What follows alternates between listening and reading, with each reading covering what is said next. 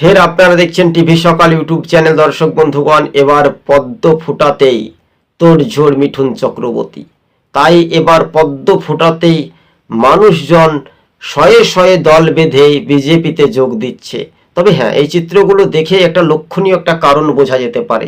তৃণমূলের vote bank এমনিতেই কমতে পারে দর্শক বন্ধুগণ, এটা একটা লক্ষ্য বা এটা একটা রাজনৈতিক সমীকরণ বা সমীক্ষাতে উঠে আসে, তাই না? ঘটনাস্থলে প্রথম ব্যাখ্যা করে আমরা এই ফলাফলের আপডেটগুলো পেতে পেরেছিলাম। তো ভারতীয় জনতা পার্টির ভোট ব্যাংক কিন্তু সত্যি বাড়ছে, তৃণমূলের ভোট ব্যাংক কিন্তু কমছে।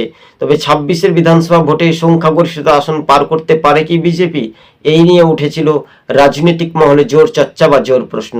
টিভি সকাল ইউটিউব চ্যানেলটি ভালো লাগলে শেয়ার করে পাশে থাকবেন। রাজ্য রাজনীতিতেই আরও একটা বিজেপির প্রভাব বাড়ছে, কেননা 26-এর বিধানসভা ভোটেই মুখ্যমন্ত্রী পদপ্রার্থী শুভেন্দুর নাম প্রস্তাব হতে পারে বলে সূত্রের খবর।